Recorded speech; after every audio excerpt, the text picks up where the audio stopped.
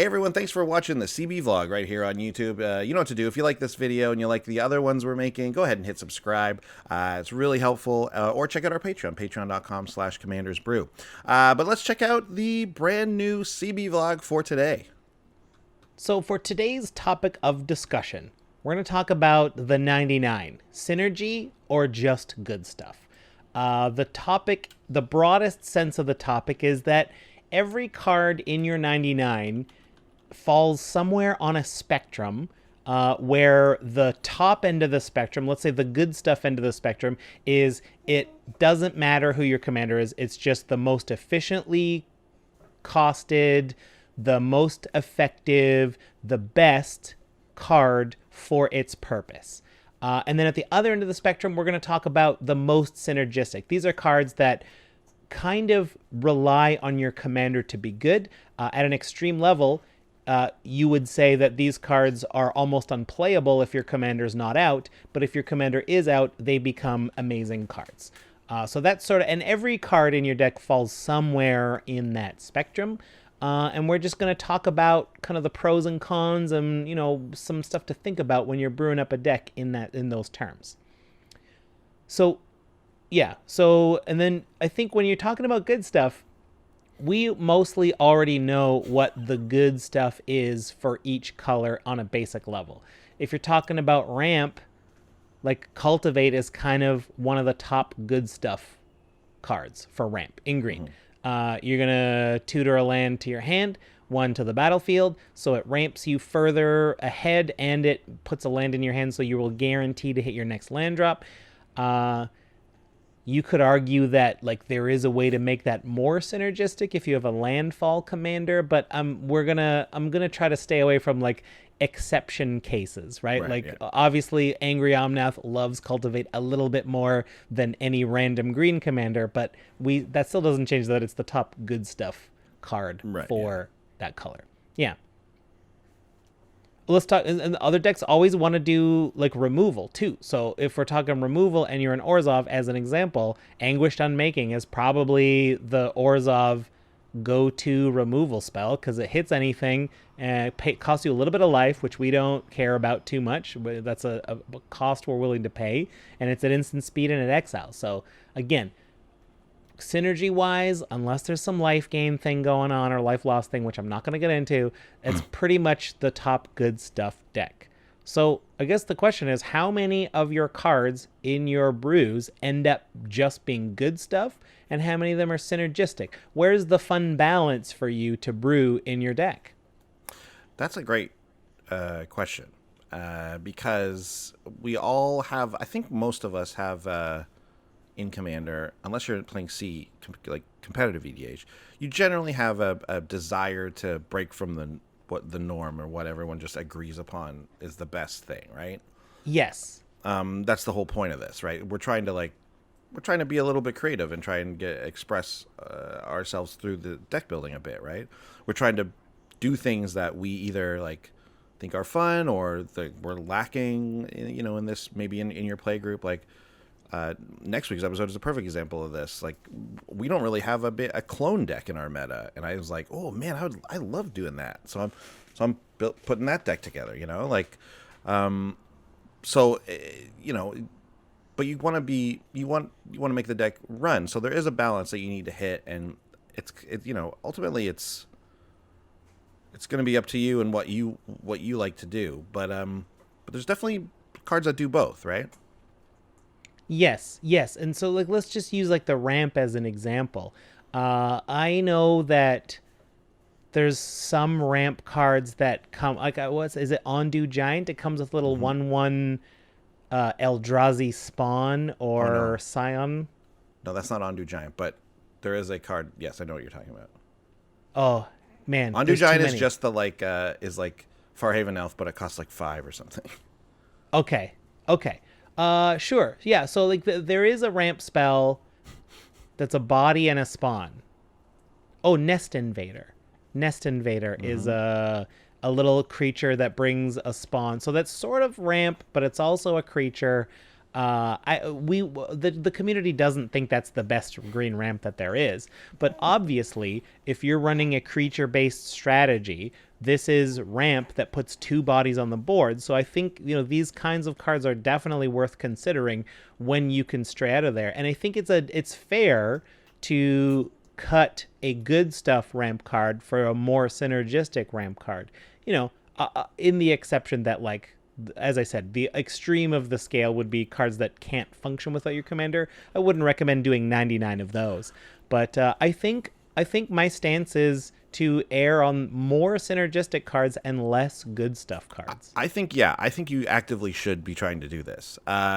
If you remember back, what was the episode? There was an episode, it was very recent, where I included Nylea's Colossus as a card in the deck.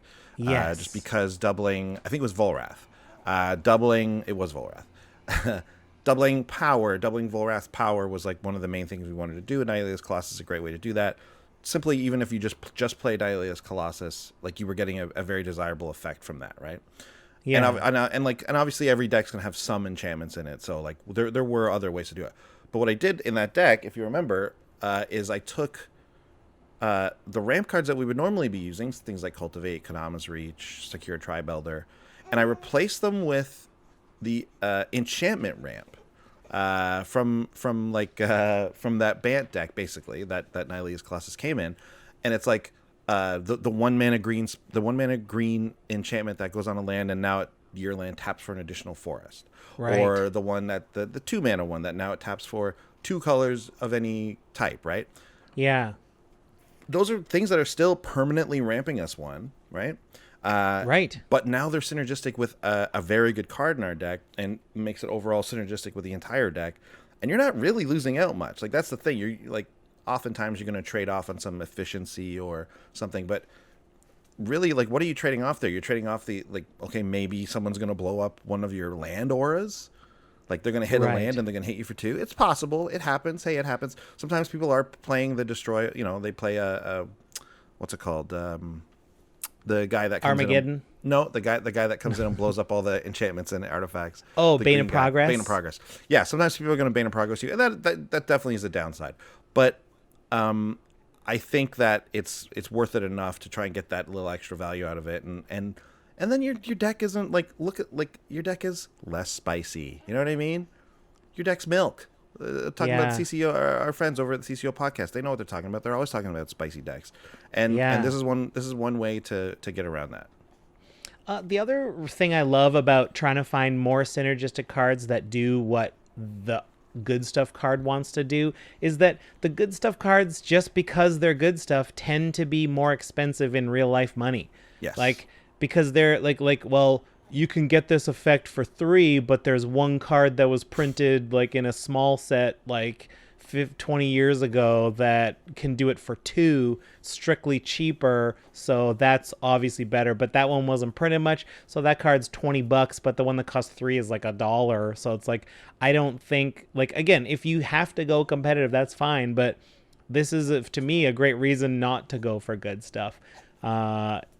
Cultivate gets expensive. Those cards keep climbing. Kadama's Reach, and for good reason, right? They're in high demand, but I suppose we can't change the demand of the cards, but we can change our perspective. We can change our demand for those cards. Overall, I think there's almost always a more synergistic, less efficient version of stuff that's important. I think there are some exceptions, and that's actually one of the big things we always talk about. Like, in Boros, there just isn't, like, card draw is just very hard to come by, so you don't have the luxury of choosing something that's better fitting for your deck. You just kind of have to pick whatever's there, which is, I think, why people tend to complain about that. But if you're in blue and green, guess what? You've got all kinds of choice for card draw. If you're in, you can lean on the green side with creatures. You can lean on, like, definitely, like, instants and sorceries drawing you cards like Treasure Cruise and things like that, as opposed to, like, enchantment or artifact based, repeatable draw, whatever it is you want to do, right? So certain colors definitely support different things better, obviously, as far as synergy goes, and as far as the, like, staples go. So I just think, like, if you're in blue and you're in green and that, like, there's things, look for the things that are just going to be more synergistic. I think you're going to be happier from a creative deck building standpoint than if you just pick Harry's like exasperated about this. He's like, please just pick something creative and have more fun with your synergistic deck. And I agree. Yeah. Yeah, little Harry agrees. Harry agrees. In talking about blue, let's talk about counter spells for a second, right? Like blue counter spell, the original, is obviously the one of the most efficient. There is a strictly better one out there. What's it called? I don't even know the names because they're like out of my budget range. There's Is a it? strictly better counterspell? Yes, it's blue counter, but then you get the mana on your next turn. Oh, Mana Drain, of course. Yes. Mana Drain, of course, right? So Mana Drain obviously is the best of what it is, but it's very expensive. Accordingly, even Counterspell, before it was reprinted, was getting pretty expensive. I don't know what Counterspell costs now, but if you're like willing to $1. pay $1, that's fine. If you're willing to pay a little bit more mana, though, you can probably find a Counterspell that synergizes with what your deck is trying to do a bit more effectively. Hold on, let me pick up this baby.